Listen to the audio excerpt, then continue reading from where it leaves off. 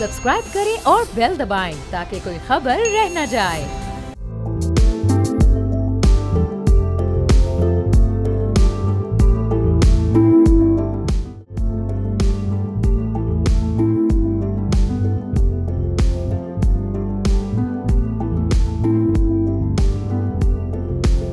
अस्सलाम वालेकुम, मैं और बाब जहांगीर। आप देख रहे हैं प्रोग्राम व्यापार, और व्यापार का ये स्पेशल एपिसोड है चूँकि पाकिस्तान एक ज़रई मुल्क कहलाता है और ज़रई मुल्क कहलाने के साथ साथ पाकिस्तान के ज़रई चैलेंजेस भी बहुत सारे हैं और जैसे जैसे वक्त गुजर रहा है चैलेंजेस भी बढ़ते जा रहे हैं। अब इन चैलेंजेस पर काबू कैसे पाना है, दुनिया इस वक्त हम देख रहे हैं कि ज़राअत के मैदान में बहुत आगे निकल चुकी है। नई नई टेक्नोलॉजीज़ आ रही हैं, कम ज़मीन को बहुत एफिशिएंट तरीके से इस्तेमाल किया जा रहा है और भरपूर तरीके से ये कोशिश की जा रही है कि किस तरह से कम पैसे लगाकर और ज़्यादा से ज़्यादा मुनाफा हासिल किया जा सके, अपनी एक्सपोर्ट्स को बढ़ाया जा सके। लेकिन हम पाकिस्तान में देख रहे हैं कि जो ज़रई इंपोर्ट्स हैं वो बढ़ती जा रही हैं और बढ़ते बढ़ते जो उसका वॉल्यूम है अब तकरीबन 11 से 12 अरब डॉलर्स तक पहुंच चुका है। माजी में हमने देखा कि पाकिस्तान कपास का एक बड़ा एक्सपोर्टर हुआ करता था, लेकिन अनफॉर्चुनेटली अब हमें 3-3.5 अरब डॉलर की कपास भी इंपोर्ट करनी पड़ती है। हम अगर पाकिस्तान की आज़ादी के बाद से अपनी GDP को देखें तो एक मौके पर पाकिस्तान की GDP का 53% ये ज़रई शोबा हुआ करता था, जो कि अब श्रिंक होते होते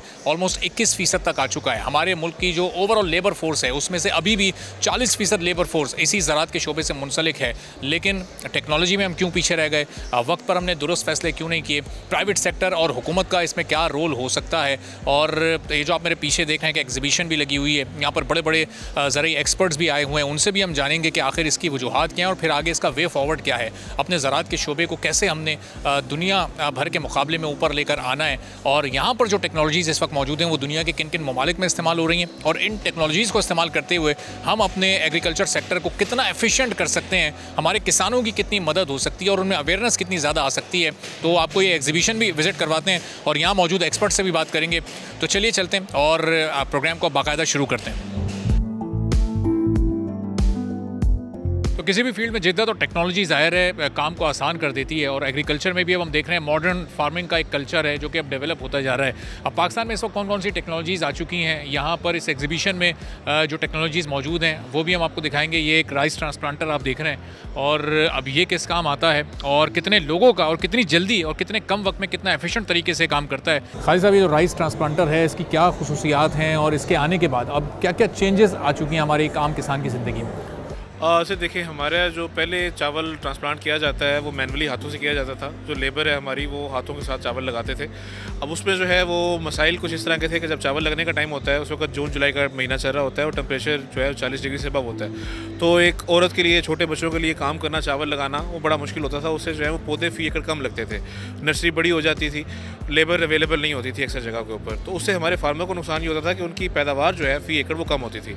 कबूटा राइस ट्रांसप्लांटर के आने से जो है वो आपकी फ़ी एकड़ पैदावार जो है वो बढ़ जाती है, बिकॉज आपकी जो प्लांट पॉपुलेशन है, पौधे जो हैं आपके 1.5 से 2 लाख पौधे जो हैं वो 1 घंटे के अंदर 1 एकड़ में जो है वो ट्रांसफ़र हो जाते हैं। जब आपके पौधे बढ़ जाते हैं तो आपकी पैदावार बढ़ती है, पैदावार बढ़ने से जो है वो फार्मर का मुनाफा जो है वो फ़ी एकड़ बढ़ जाता है। अच्छा, और ये बताएं कि ये कितना कॉस्टली कितना है, ये इसका फ्यूल क्या है, खर्चा किसान का कितना बढ़ जाता है इससे? सर, इसमें जो है वो अगर आप डिफरेंट काफ़ी सारे सर्विस प्रोवाइडर इसमें काम कर रहे हैं इस फील्ड के अंदर, छोटे फार्मर के पास भी ये सर्विसेज जो हैं वो अवेलेबल हैं। तो जो आपका मैनुअल लेबर का रेट होता है उससे कुछ थोड़ा सा मिनिमल सा कह लें कि चार्जेस ज़्यादा होते हैं आपके मैकेनाइज्ड ट्रांसप्लांटिंग के अंदर। और बाकी अगर कोई इसको परचेज़ करता है तो उसके अंदर इसकी जो डीजल कंजप्शन है वो अराउंड 2 लीटर्स है पर एकड़ के लिए। 1 घंटे में 1 एकड़ लगाता है और इसको 2 लीटर जो है वो डीजल चाहिए होता है। और मेंटेनेंस कास्ट इसकी जो है वो अराउंड 1500 रुपीज़ जो है वो पर एकड़ है। अच्छा, और एक छोटे किसान के लिए शायद इसको फौरी तौर पर ख़रीदना मुमकिन ना हो, तो उसके लिए कोई ऐसी फाइनेंसिंग या उसके लिए कोई आसान सहूलत के छोटे किसान भी इससे इस्तेफादा हासिल कर सकें? सर बिल्कुल, उसमें जो है ये जो सर्विस प्रोवाइडर का कंसेप्ट है, अभी गवर्नमेंट और हमारे जो बैंक्स हैं, इदारे काफ़ी सारे इसमें काम कर रहे हैं। इसमें ये है कि ये देखें 1 एकड़ 1 घंटे में लगा रहा है, दिन में 8 से 10 एकड़ लगाता है। अब हमारा हार्वेस्ट ट्रांसप्लांटिंग सीज़न जो है वो 60 से ज़्यादा दिनों का है, तो इसकी कैपेसिटी जो है वो अराउंड 500 एकड़ तक की है। अब इसमें है क्या कि हमारे इदारे जो हैं वो फाइनेंसिंग प्रोवाइड कर रहे हैं सर्विस प्रोवाइडर के लिए कि जिनकी ज़मीन भले कम हो, अपने 10, 12, 20 एकड़ हो वो अपने लगवा लें। उसके बाद हमारे बाकी फार्मर्स को जो है वो एज आ रेंटल सर्विसेज के तौर पे जो है वो उसकी सर्विसेज प्रोवाइड करें, ताकि छोटे फार्मर भी जो हैं वो इससे फ़ायदा कर सकें। इसको अगर ज़रा आप स्टार्ट वगैरह करवा के हमें दिखा सकें कि हमारे ऑडियंस को ये ना लगे कि ये सिर्फ कोई मॉडल रखा हुआ है, ये ओरिजिनल राइस ट्रांसप्लांटर है। जी जी, प्लीज़ आप आएँ इसके ऊपर, आए जी, ज़रा देखते हैं, इसको एक्सपीरियंस करते हैं ऊपर चल के। जनाब,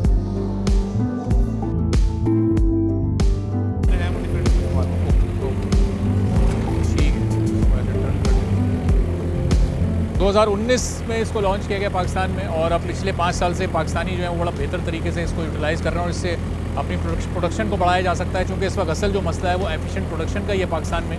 तो ये इस तरह की टेक्नोलॉजी से ज़ाहिर है हमारा एग्रीकल्चर सेक्टर बड़ा ऊपर जा सकता है। ये हार्वेस्टर जो है आपका, ये 1 घंटे के अंदर 1 महीने का जो पूरा प्रोसेस है उसको समेट देता है। आपकी रीपिंग, कटाई, थ्रेशिंग, हॉलिंग और एंड पे जो है वो दाने अलग करके जो है उनकी अनलोडिंग भी जो है वो 1 घंटे के अंदर कर देता है 1 एकड़ की। इसके लिए जो डीजल कंजप्शन है वो आपको जो है वो 8 से 10 लीटर डीजल चाहिए होता है। और ये अभी एक जो बड़ा क्लाइमेट चेंज के हवाले से एक बड़ा मसला आ रहा है स्मोक का हमारे पाकिस्तान के अंदर, कि अगर आप कबूटा कंबाइन हार्वेस्टर यूज़ करते हैं तो ये आप देख सकते हैं कि ये बिल्कुल हार्वेस्टिंग जो है वो ज़मीन के साथ ला के करता है। तो आपके पास जो है वो पीछे स्टबल नहीं बचता जिसको फार्मर आग लगाए। तो बाकी जो टेक्नोलॉजी इस वक्त पाकिस्तान में अवेलेबल है, अनफॉर्चुनेटली उनके अंदर जो है वो स्टबल पीछे रह जाता है 2 फुट का, तो जिससे छुटकारा पाने के लिए फार्मर जो है वो अनफॉर्चुनेटली उसको आग लगा देते हैं। तो अगर आप कबूटा कंबाइन यूज़ करते हैं तो वो आपका जो स्टबल है that can be use as a straw और fodder for the winter season. आपकी जो जानवर हैं फार्मर के पास होते हैं तो उनके सर्दियों के सीज़न में जो है वो बतौर चारे के तौर पे वो इस्तेमाल हो जाता है। चलें ज़रा इसको भी हम स्टार्ट करके देखते हैं और आए ज़रा।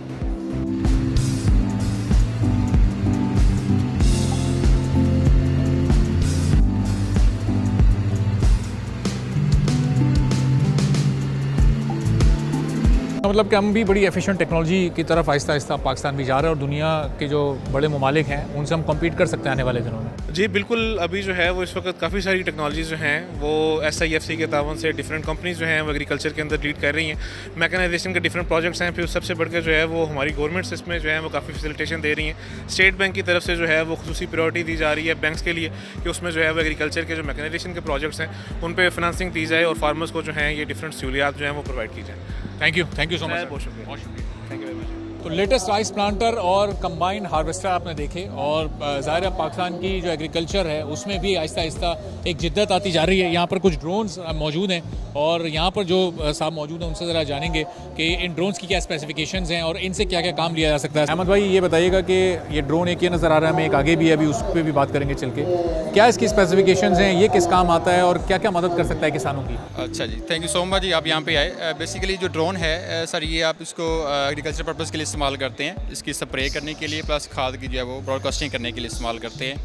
और इसमें 2 सिस्टम होते हैं, एक इसका पेलोड सिस्टम होता है, इसका जो है स्प्रेडिंग सिस्टम होता है। पेलोड मीन कि इसने जितना लोड उठाना है, इसकी कैपेसिटी ये 25 kg का भी है और 50 kg का भी लोड है, पेलोड उठा सकता है। और आप हिली एरियाज़ में आप इसको जो है वो इन हिली एरियाज़ आप इसकी सीड स्प्रेडिंग भी इसकी कर सकते हैं। अच्छा, लेकिन ये किस काम आता है? ये जो क्लाइमेट चेंज के असरात हैं उनसे निपटने की कोई इत्तला देता है, या फसलों की कोई देखभाल वगैरह ये करता है? इसका बेसिक पर्पस क्या है? ऐसी मैपिंग भी करता है कि आपने स्पॉट एप्लीकेशन कहाँ पे करनी है, कि कहाँ पे आपका जो पेस्ट अटैक आ रहा है, इंसेक्ट अटैक आ रहा है, और कहाँ पे वो पैचेस में करना है। एक होता है पूरे का पूरा फील्ड में करना है। एक ड्रोन मैविक जो बेसिकली जो मैपिंग करता है वो जस्ट बताता है कि आपने कहाँ पे स्पॉट एप्लीकेशन करनी है, कहाँ अपने स्प्रे करना है। तो ये मैपिंग भी करता है, प्लस आपकी जो है वो बताते हैं कहाँ पे जो है वो स्ट्रेस आ रहा है, वाटर स्ट्रेस है, ये फर्टिलाइजर स्ट्रेस है, कहाँ पे अटैक है पेस्ट का, तो वो ये सारी चीज़ें जो है वो फार्मिंग की जो एफिशिएंसी है वो फिर इससे कितने फीसद उसमें इजाफा होता है? यस, अब कह लें कि 90% इससे जो है वो आपका ओवरकम हो जाता है, क्योंकि जब हाइट पे जाती है क्रॉप तो उसमें ज़रा स्प्रे करना मुश्किल हो जाता है। वहाँ पर ज़रा एफिशिएंटली ये अपना जो वर्क करता है, जैसे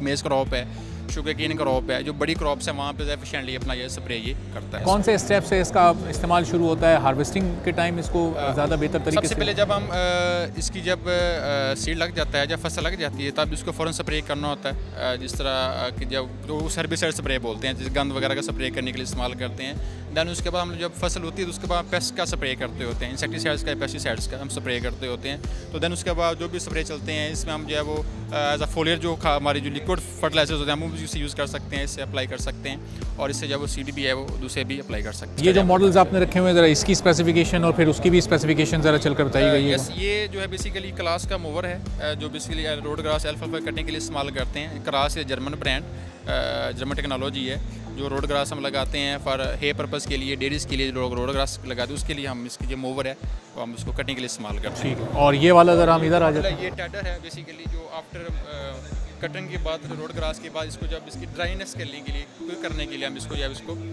टेडिंग करते हैं रोड ग्रास अल्फाल्फा की, उसकी टेडर ये भी क्लास का है बेसिकली। जो आफ्टर कटिंग के बाद इसको यूज़ करते हैं। और अभी दुनिया में भी यही टेक्नोलॉजी इस्तेमाल हो रही है या दुनिया इससे भी ज़्यादा अभी आगे लेटेस्ट और एडवांस? अभी तो खैर बहुत कुछ आगे हो चुका है, लेकिन हम लोग भी बहुत पीछे हैं।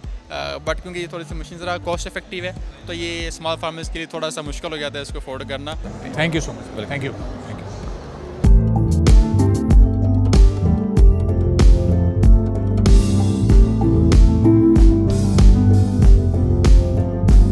हाई एफिशिएंसी इरिगेशन सिस्टम हमें यहाँ नज़र आ रहा है। अब ये कितना एफिशिएंट है और इससे पानी की कितनी बचत हो सकती है, पानी का एफिशिएंट यूज़ कैसे हो सकता है, कितनी मिकदार में और कब पानी देना है, इससे कितनी मदद मिल सकती है हमारे फार्मर्स को। ज़रा इस पर भी बात करते हैं। अस्सलाम वालेकुम। वालेकुम अस्सलाम। क्या नाम है जनाब आपका? इरफान नवाज। इरफान साहब, ये हाई एफिशिएंसी इरिगेशन सिस्टम की क्या स्पेसिफिकेशंस हैं और कितना यूज़फुल है ये आज के दौर में? देखिए, हाई एफिशिएंसी इरिगेशन सिस्टम के अंदर डिफरेंट कंपोनेंट्स आ जाते हैं, जिसमें ऑर्चर्ड्स के लिए ड्रिप इरिगेशन सिस्टम रिकमेंड किया जाता है। इसी तरह वेजिटेबल्स के लिए जो हाई वैल्यू क्रॉप्स होती हैं उनके लिए हम ड्रिप इरिगेशन सिस्टम, और जो फील्ड क्रॉप्स हैं जैसे वीट है, इसी तरह फॉरेजेस हैं और ग्रेन्स हैं, उनके लिए हम सेंटर पिवट इरिगेशन सिस्टम जो है लगाते हैं। तो ड्रिप इरिगेशन सिस्टम ये पाकिस्तान के अंदर इस वक्त तकरीबन 100,000 एकड़ से ज़्यादा के ऊपर लग चुका है, और उसके अंदर हमने सिर्फ जो हमारी कंपनी ने इंस्टॉल किए हैं इट्स मोर देन 60,000 एकड़। और इसके अलावा centre pivot irrigation system Lindsay जो कि यूएसए की कंपनी है उसको हम रिप्रेजेंट करते हैं, और उसके जो सिस्टम्स हैं वो पाकिस्तान के अंदर all over the world supply होते हैं। पाकिस्तान के अंदर हम उनको रिप्रेजेंट करते हैं, और ये उन एरियाज़ के अंदर इंस्टॉल किए जाते हैं जहाँ पे आपकी और कोई सिस्टम नहीं लग सकता, यानी कि जो अनकल्टिवेटेड बैरन लैंड्स होती हैं वहाँ पे हम इन सिस्टम को लगाते हैं, और उसके ज़रिए वीट की प्रोडक्शन है, फॉरेजेस हैं, ग्रेन्स हैं, जो भी हमारी फील्ड क्रॉप्स है उसके अंदर एक तो वाटर सेविंग है 60%, और उसके साथ जो यील्ड की इंक्रीज़ आती है 40% यील्ड इंक्रीज़ आती है। और ये कितना ज़ाहिर इसके जो इलेक्ट्रिसिटी का यूज़ है वो कितना है, चूँकि इस वक्त जो कॉस्ट ऑफ इलेक्ट्रिसिटी हमारे फार्मर्स के लिए बहुत हद तक वो बढ़ चुकी है। इस सिस्टम को चलाने के लिए, जैसे ड्रिप इरिगेशन सिस्टम है, इसको चलाने के लिए सोलर सिस्टम जो है वो गवर्नमेंट, अगर हम पंजाब गवर्नमेंट की बात करें तो वहाँ पे 75% इसकी सब्सिडी है, यानी कि ड्रिप सिस्टम को इंस्टॉल करने के लिए गवर्नमेंट ऑफ पंजाब 75% सब्सिडी देती है, और ड्रिप सिस्टम को ऑपरेट करने के लिए सोलर सिस्टम के ऊपर भी 75% सब्सिडी है। और इसके अलावा जो स्प्रिंकलर्स हैं, स्प्रिंकलर जैसे सेंटर पिवट, ये क्योंकि ये बड़े फार्मर्स के लिए आ जाते हैं तो इसके ऊपर सब्सिडी नहीं है। ये जो बड़े कॉर्पोरेट फार्मिंग है, कॉर्पोरेट फार्मर्स हैं, तो कॉर्पोरेट सेक्टर ख़ुद इसको इंस्टॉल करते हैं, और वो भी एनर्जी के सोर्स के तौर पे या तो वापदा वहाँ पे होती है या फिर उसको सोलर के साथ जो वो कपल किया जाता है। 5 एकड़ टू 100 एकड़ पर ही यूज़ हो रहा है, तो ये एक ही सिस्टम लगता है चाहे वो 5 एकड़ हो या वो 100 एकड़?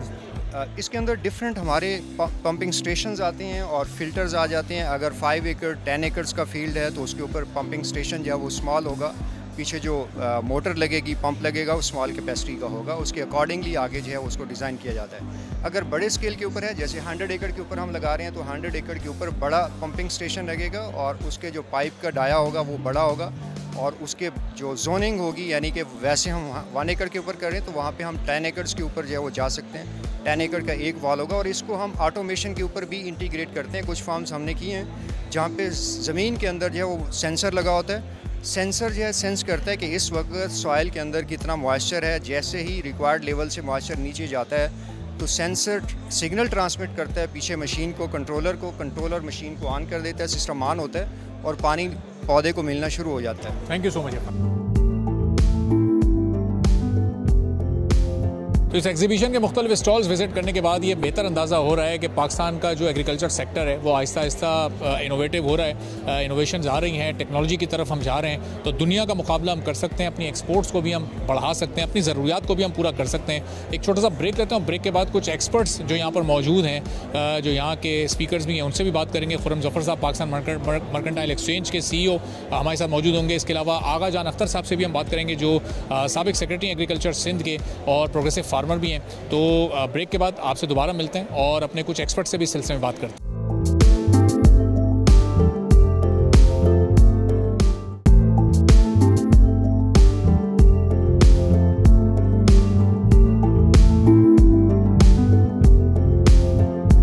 एग्रीकल्चर सेक्टर में इनोवेशन इस वक्त नीड ऑफ द टाइम है। हम दुनिया के बहुत से ममालिक से पीछे रह गए जिनसे हम 3-4 दहाइयाँ पहले आगे हुआ करते थे। इंपोर्ट बिल हमारा एग्रीकल्चर का बढ़ता जा रहा है। अब ये इनोवेशन के ज़रिए इसको कैसे कम किया जा सकता है, इस पोटेंशियल को कैसे मैक्सिमम यूटिलाइज़ किया जा सकता है, इस पर गुफ्तगू करेंगे। खुर्रम ज़फ़र साहब इस वक्त हमारे साथ मौजूद हैं, पाकिस्तान मर्केंटाइल एक्सचेंज के CEO हैं। खुर्रम साहब बहुत शुक्रिया, आपने वक्त निकाला प्रोग्राम के लिए। अब ये एक एग्जीबिशन ये हो रही है, इस तरह की कई एग्जीबिशन तो हम देखते हैं, लेकिन प्रैक्टिकली ऑन फील्ड जाकर हमें चीज़ों को कैसे इंप्लीमेंट करने की ज़रूरत है कि हमारा वो जो एक इंपोर्ट बिल का बढ़ता हुआ बोझ है वो भी कम हो सके, और जो एक मैक्सिमम पोटेंशियल इनोवेशन का है, नई टेक्नोलॉजीज़ का है, उसको भी हम बेहतर यूज़ कर सकें। जी, पहले तो बहुत शुक्रिया। इस तरह की कॉन्फ्रेंसेस सिर्फ ज़राअत के बारे में नहीं है, ये कॉन्फ्रेंसेस हमारे मुस्तकबिल के बारे में, हमारे बच्चों के मुस्तकबिल के बारे में। ज़राअत एक ऐसा शोबा है जिसके अंदर अगर हम टेक्नोलॉजी को, इनोवेशन को एम्ब्रेस नहीं करेंगे तो हमारा फार्मर के पास इंसेंटिव्स ख़त्म हो जाएंगे अच्छी फसल काश्त करने के, उसकी प्रोडक्शन बढ़ाने के। तो अंदर पैनल पे भी जिस टॉपिक के ऊपर बात हुई और बहुत सारी प्रेजेंटेशंस भी जो यहाँ शुरा दे रहे हैं, वो इसी के बारे में है कि हमने अपने किसान को कैसे ज़्यादा खुशहाल बनाना है, उसको कैसे बेहतर कीमत दिलानी है, मार्केट्स को जहाँ पे वो अपना सौदा ला के बेचता है, दूसरा ख़रीदता है, उन मार्केट्स को एफिशिएंट कैसे करना है, और मुल्क में स्टोरेज इंफ्रास्ट्रक्चर को कैसे इम्प्रूव करना है ताकि किसान को मजबूरन जब भी उसकी हार्वेस्ट होती है उसे अपनी कमोडिटी सस्ते दामों पे बेचने पे मजबूर न किया जा सके। इलेक्ट्रॉनिक वेयर हाउस रसीद क्या चीज़ है, फार्मर इसे कैसे बेनिफिट कर सकता है, इसके अगेंस्ट फाइनेंसिंग कैसे ले सकता है, ये छोटे छोटे स्टेप्स हैं जो इन कॉन्फ्रेंसेस की मदद से हम अवेयरनेस क्रिएट करते हैं। फार्मर्स, बहुत सारे फार्मर्स भी हैं यहाँ पे, ट्रेडर्स भी हैं, मिलर्स भी हैं, मार्केट पार्टिसिपेंट्स भी हैं, रेगुलेटर्स भी हैं, बैंकर्स भी हैं, इंश्योरेंस कंपनीज़ के नुमाइंदे भी हैं यहाँ पर, और ये सारे इसी तगदों में लगे हुए हैं कि कैसे इस पूरे इकोसिस्टम को ज़्यादा एफिशिएंट बनाया जाए, और at the end of it all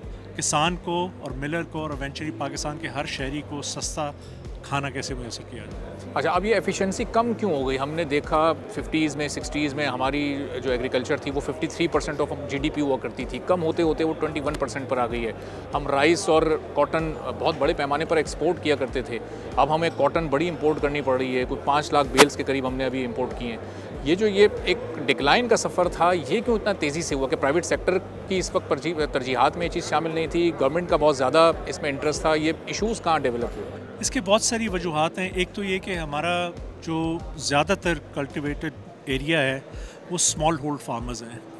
farming एक ऐसा शोबा है जिसमें इकोनॉमीज़ ऑफ स्केल काम करती हैं। जितना बड़ा आपका फार्म होगा उतना आपका पर एकड़ या पर मन ऑफ गंदम या चना या मेज़ जो भी आप प्रोड्यूस कर रहे हैं उसका ख़र्चा आपका कम आएगा।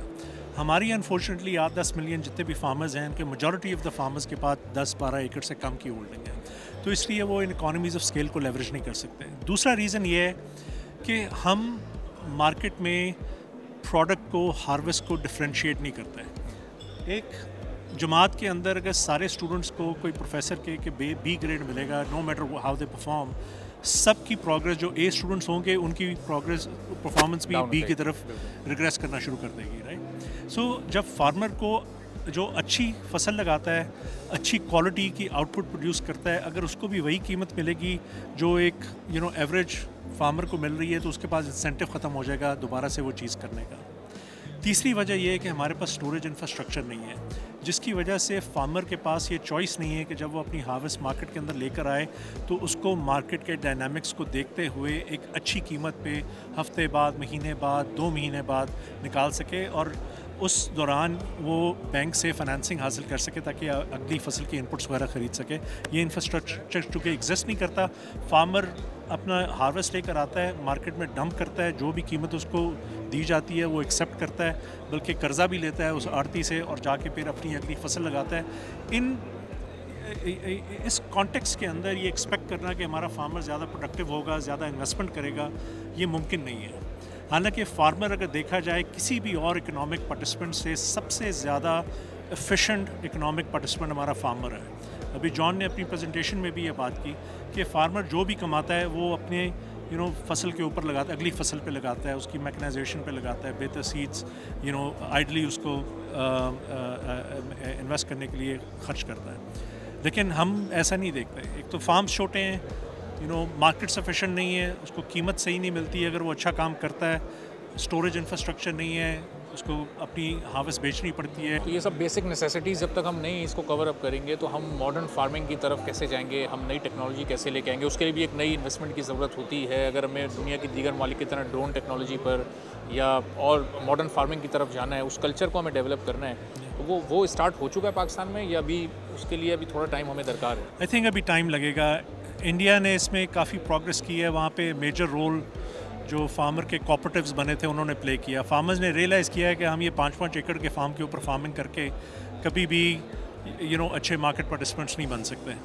तो इकोनॉमीज़ ऑफ स्केल को लेवरेज करने के लिए वहाँ पे दर्जनों फार्मर्स ने मिल के एक कलेक्टिव एक कोऑपरेटिव बनाया और उसको इकट्ठे मिल के फार्म करते हैं और उससे उसका फ़ायदा उठाते हैं। इस तरह के स्टेप्स हमारे मुल्क में भी कोशिश की गई लेकिन वो इतनी सक्सेसफुल नहीं हुई। आई थिंक मार्केट्स को इम्प्रूव करने की ज़रूरत है। जैसा मैंने कहा, अगर उसको अपनी हार्वेस्ट की, अपनी आउटपुट की बेहतर कीमत मिलेगी, उसके पास इंसेंटिव क्रिएट होगा अगली दफ़ा बेहतर परफॉर्म करने का, और इवेंचुअली इतनी रिटेन अर्निंग्स होंगी कि वो अपनी ज़मीन के साथ वाली ज़मीन भी ख़रीद सके और फिर 2 साल बाद और ज़मीन ख़रीद सके और ग्रो कर सके। एग्रीकल्चर डिपार्टमेंट के अंदर जो एक्सटेंशन सर्विसेज का डिपार्टमेंट है, it's one of the most staff department. सबसे ज़्यादा मैन पावर उसके अंदर है। मे बी एजुकेशन डिपार्टमेंट में उससे ज़्यादा हो, तो उसको हम सही तरीके से लेवरेज नहीं करते। फार्मर की एजुकेशन नहीं करते, उसको अच्छी इनपुट्स के बारे में नहीं बताते, उसको अच्छे जिस फार्मिंग मैकेनिज़्म के बारे में नहीं बताते, उसको मार्केट्स के बारे में अवेयरनेस नहीं देते।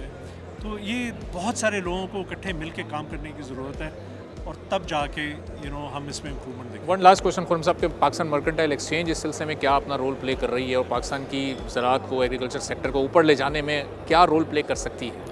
देखिए, हम 2 काम कर रहे हैं मेजर इस वक्त। एक, हमने ये चीज़ रियलाइज़ की है कि जो एग्जिस्टिंग मंडियाँ हैं हमारी मुल्क के अंदर, वो बहुत इनएफिशिएंट है। उसके अंदर जो इंटरमीडिएशन कॉस्ट है या जो कमीशन स्ट्रक्चर है वो 6 से 10, 11, 12% जिसका जितना दाव लग जाए वो एग्जिस्ट करता है। हमारे मुल्क में रफली अगर आप अंदाज़ा लगाएं तो तकरीबन 8 से 10 ट्रिलियन की ग्रेन प्रोडक्शन होती है। उसमें से तकरीबन 1/3 never makes it to the market क्योंकि वो फार्मर अपने पास रखता है। जो बाकी 5, 6, 7 ट्रिलियन की ट्रेड होती है उसके अंदर लोग 10% रफली ऑन एवरेज कमीशन देते हैं उसको ट्रेड करने के लिए, और ये सारा निज़ाम 1% कमीशन के साथ भी हो सकता है, 2% कमीशन के साथ भी हो सकता है। तो एक तो हम ये काम कर रहे हैं जो हमारे प्रोविंशियल डिपार्टमेंट्स हैं जो इस चीज़ को रेगुलेट करते हैं ज़राअत की ट्रेडिंग को, उनके साथ मिलके हम कोशिश कर रहे हैं कि मॉडर्न स्पॉट मार्केट्स, नई मंडियाँ बनाई जाएं जिनके अंदर इंटरमीडिएशन कॉस्ट इतनी हाई ना हो, उनको स्टोरेज वेयर हाउसेज इंफ्रास्ट्रक्चर के साथ टाइम किया जाए, उनकी ट्रेडिंग जो है वो PMX जैसे एक इलेक्ट्रॉनिक प्लेटफॉर्म के ऊपर हो सके जहाँ पे पूरे मुल्क से पार्टिसिपेंट्स बिड करें उन ऑक्शंस के ऊपर। दूसरा काम हम ये कर रहे हैं कि फ्यूचर्स मार्केट में एग्रीकल्चर कमोडिटीज़ के डिलीवरेबल्स का कॉन्सेप्ट इंट्रोड्यूस करवा रहे हैं। हम शुगर और राइस से इंशाल्लाह शुरू कर रहे हैं जिससे पूरे मुल्क में वेदर वो फार्मर्स हैं, बायर्स हैं, मिलर्स हैं, एक्सपोर्टर्स हैं या हेजर्स हैं या स्पेकुलेटर्स हैं या आर्बिट्राजर्स हैं, उनको एक मौका मिलेगा कि वो फ्यूचर में उस अंडरलाइंग कमोडिटी की प्राइस डिस्कवरी कर सकें। और वो प्राइस डिस्कवरी फार्मर्स के लिए बहुत मुफीद होती है। अगर फार्मर को पता हो कि 3 महीने बाद या 4 महीने बाद जब मेरी फसल तैयार होगी उसकी कीमत मुझे अच्छी मिल रही है तो मैं ज़्यादा उगाऊँगा। अगर मुझे पता हो कि उसकी कीमत मुझे बुरी मिलेगी तो मैं उसकी जगह कुछ और उगा लूँगा अपने फार्म के ऊपर। तो ये 2 चीज़ें हैं जिनके ऊपर हम प्राइमरीली इस वक्त काम कर रहे हैं agriculture related. Thank you so much Khurram साहब।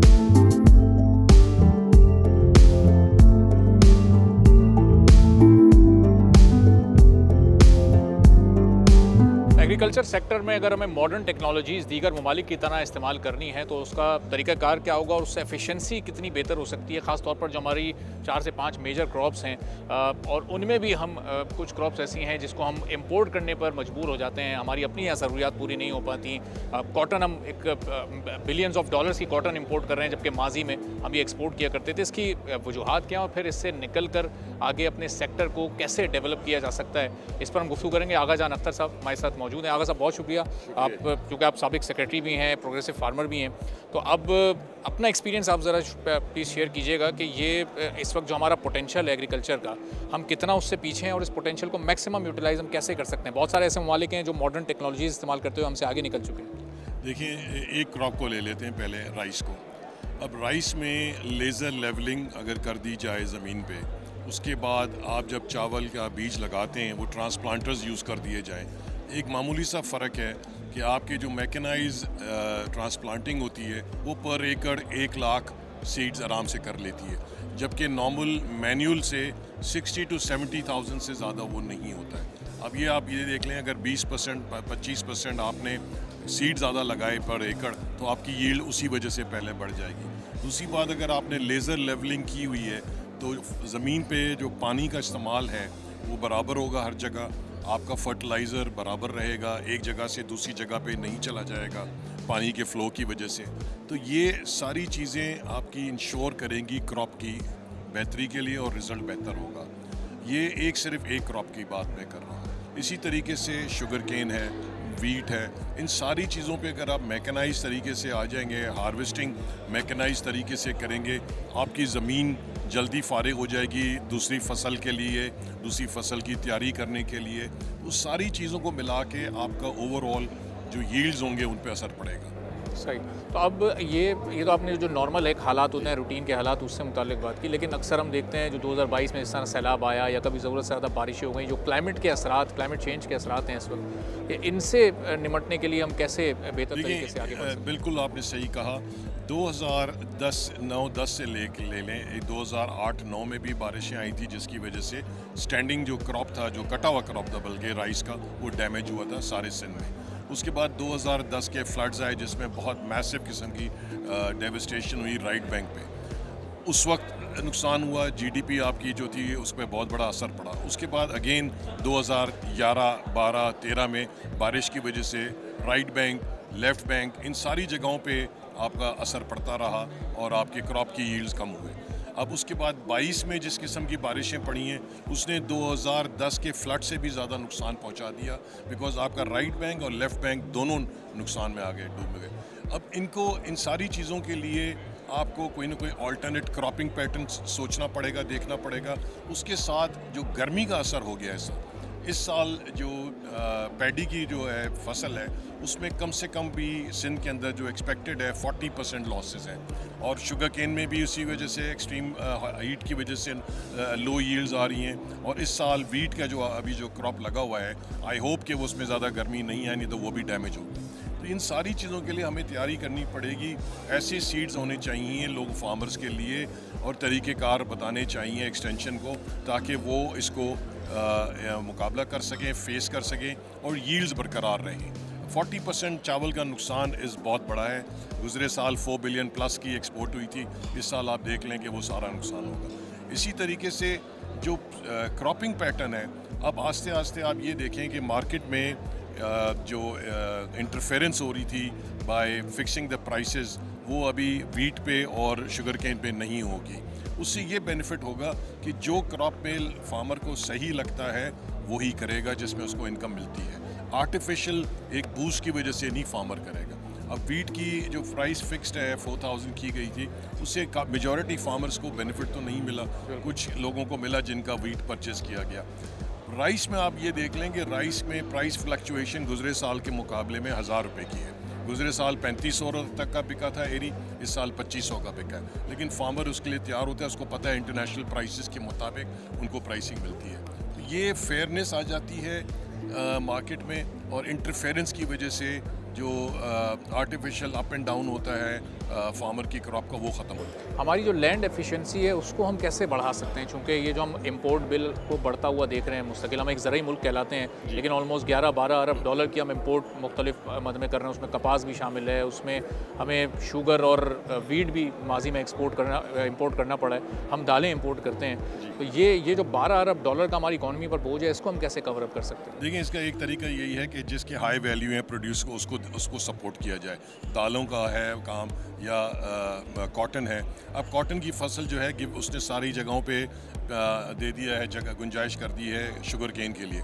अब शुगर केन की मल्टीप्लाइंग इफेक्ट भी कम है। कॉटन का आप देखें, कॉटन कटती है, जिनिंग के लिए जाती है, तागे के लिए जाती है, डाइंग के लिए जाती है, उसके हर जगह पे वैल्यू एडिशन होती है। एंड में $20 से लेके $100 तक की वो शर्ट बनती है कॉटन की। तो उसके वैल्यू एडिशन की लिहाज से ही हमारी गवर्नमेंट को फोकस करना चाहिए कि उन्हीं क्रॉप्स को सपोर्ट किया जाए और उन्हीं क्रॉप से फोकस किया जाए। और गवर्नमेंट के साथ फिर हमारे प्राइवेट सेक्टर का इसमें क्या रोल और क्या इंपॉर्टेंस है, क्योंकि किसी भी इकोनॉमी को अगर ग्रो करना है तो उसमें प्राइवेट सेक्टर का बड़ा कलीदी किरदार होता है। एग्रीकल्चर सेक्टर में हमने माजी में भी प्राइवेट सेक्टर की दिलचस्पी बहुत ही कम देखी है, अभी भी ये बरकरार है और अब बेहतर हो रही है। देखें आज की आपने ये कॉन्फ्रेंस देख ली, इसमें मल्टीनेशनल बैंक्स इन सब की जो है इंटरेस्ट बढ़ता जा रहा है और लोगों को ये रियलाइजेशन हो गई है कि पाकिस्तान में आप चेंज ला सकते हैं एग्रीकल्चर सेक्टर में और इससे पाकिस्तान की इकॉनमी को बहुत बड़ी सपोर्ट मिलेगी। तो ये कुछ चेंज नज़र आ रहा है और इंशाल्लाह इससे पॉजिटिव होगा।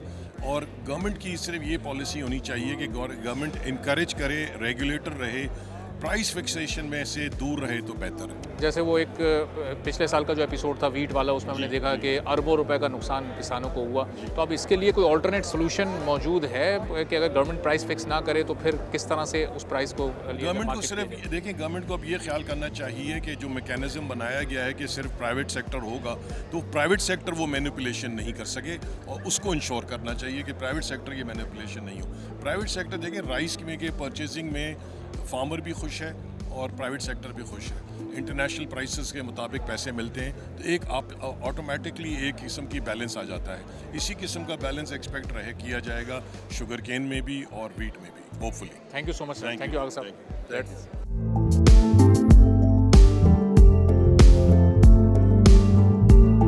नदीम शाह साहब प्रोग्रेसिव फार्मर हैं, इस वक्त हमारे साथ मौजूद हैं और जो अभी हमने जिस तरह आपको दिखाया इस एग्जीबिशन में जो लेटेस्ट टेक्नोलॉजी यहाँ पर मौजूद है, दुनिया कहाँ पहुँच चुकी है और पाकिस्तान में इस वक्त ज़राअत का शोबा क्यों इतना पीछे रह गया है और इसको अब एफिशिएंट यूज़ इसका कैसे किया जा सकता है और ये जो गैप आ गया इसको कैसे कवर किया जा सकता है, नदीम साहब से हम जानेंगे। बहुत शुक्रिया नदीम साहब, प्रोग्राम के लिए आपने वक्त निकाला।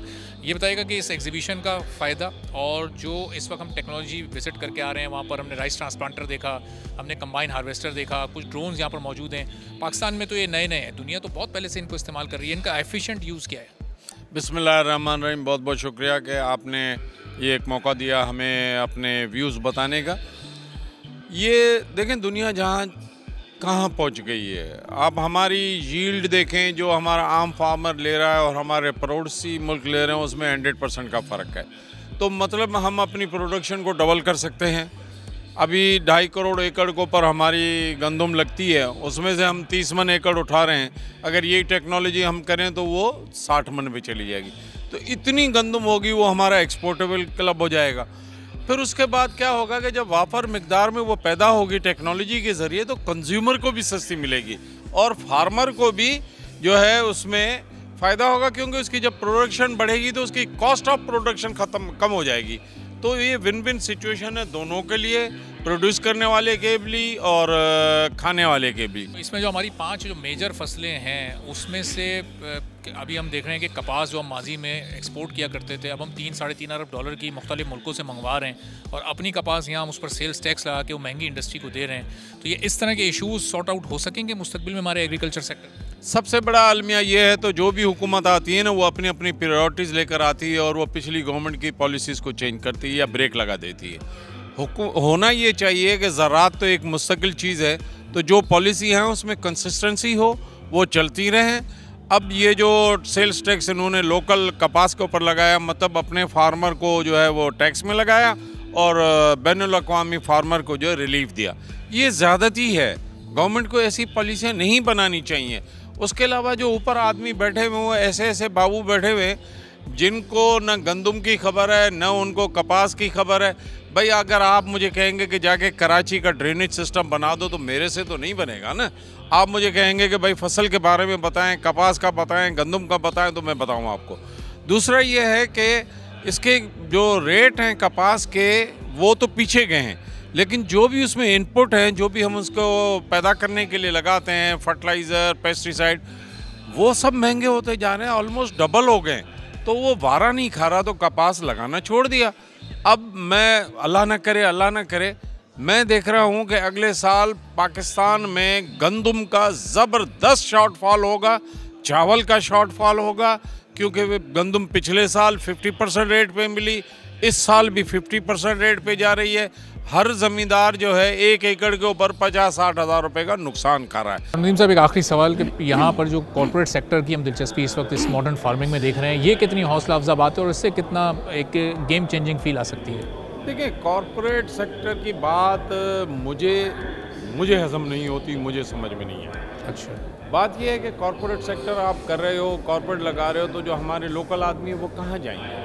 अब मैं चाइना गया था तो वहाँ उन्होंने कहा कि मैकेनाइजेशन है लेकिन हम अपने आदमियों को बेरोज़गार नहीं करेंगे। टेक्नोलॉजी होनी चाहिए, आप उनके लिए उतनी नौकरियां पैदा करें। नौकरियां यहाँ पे बिकती हैं, कमीशन की नौकरियां पैसों पे जाती हैं, तो गरीब का बच्चा, दूसरा बच्चा पढ़े क्यों? अमीर का ही बच्चा घर बैठे पास कर ले। तो ये इस किस्म की ये ज़्यादतियाँ हैं और इनको ऐसा नहीं करना चाहिए। Thank you so much sir. Expert opinion आपने जानी, हमने यहाँ मौजूद मुख्तलिफ एक्सपर्ट से भी बात की और सबका ये कहना है कि कुछ पॉलिसीज़ ऐसी गवर्नमेंट कंसिस्टेंट बेसिस पे बनाए कि उसका फ़ायदा हमारे एग्रीकल्चर सेक्टर को हो सके। प्राइवेट सेक्टर की जो दिलचस्पी है इस फील्ड में, जो रुझान आहिस्ता आहिस्ता बढ़ रहा है उनकी दिलचस्पी का, ये बड़ा हौसला अफजा है और इससे हमारे एग्रीकल्चर सेक्टर को ग्रो करने में और ख़ास तौर पर हमें अपनी एक्सपोर्ट्स को ग्रो करने में बहुत हद तक मदद मिल सकती है। इसी के साथ आज के प्रोग्राम से इजाज़त दीजिए, कल फिर आपसे मुलाकात होगी। अल्लाह हाफ़िज़।